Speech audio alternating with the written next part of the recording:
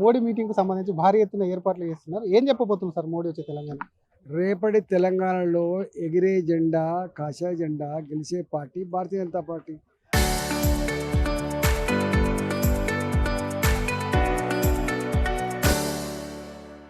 ఆ సంకేతం వాళ్ళు 2023 ఎన్నికలే ఇచ్చినాం.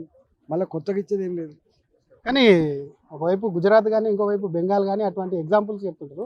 గుజరాత్‌లో ఎప్పుడో అధికారంలో వచ్చింది. ఇక్కడ ఎందుకు వస్తలేదని మీరు పదే పదే మాట్లాడు ఏమై ఉంటది లోపం? మీరు ప్రత్యేకంగా ఇప్పుడు దృష్టి పెట్టిందని అనుకోవచ్చా? ఆ లోపాలన్నీ సరి చేసుకొని 23లో మేము ఎన్నికలు కొట్లాడితే మాకు 8 సీట్లు వచ్చినాయి. అవి సరి చేసుకొని కొట్లాడినాం కాబట్టి 2024లో 8 సీట్లు పార్లమెంట్ సీట్లు వచ్చినాయి. 35% ఓట్లు వచ్చినాయి. డెఫినెట్గా రాబోయే కాలం మాదే. ఒకవైపు మరొక వైపు కాంగ్రెస్ వాళ్ళు ఆరోపణలు చేస్తున్నారు. మోడీ ప్రాజెక్టులకు జాతీయ హోదా ఇచ్చి ప్రాజెక్టులకు తెలంగాణకు రావాలి. అలాగే ఇక్కడ గడ్డ మీద అడుగు పెట్టాలి. వాటన్నిటికీ చెప్పని చెప్తున్నారు. గట్లాంటి మాటలు కేసీఆర్ మాట్లాడు కథమైపోయిండు. మళ్ళీ ఈ ముఖ్యమంత్రి కూడా గట్టినే మాట్లాడితే కథమైపోతుంది.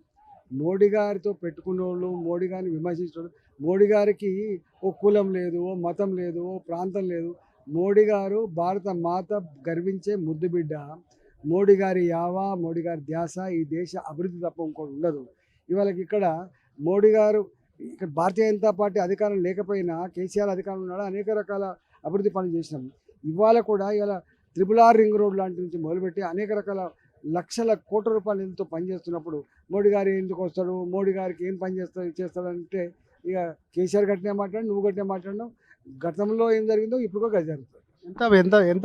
ఎంత మందితో బహిరంగ సభ నిర్వహించబోతున్నారు? ఏమేమి కార్యక్రమాలు ఉండబోతున్నాయి? చరిత్ర వస్తారు అంటే ఎన్నడూ లేనంత జనం వస్తారు. ఎందుకంటే మీ పార్లమెంట్ పరిధిలో ఉంది సభ కాదు. లక్ష మంది మా దగ్గర నుంచి వస్తారు.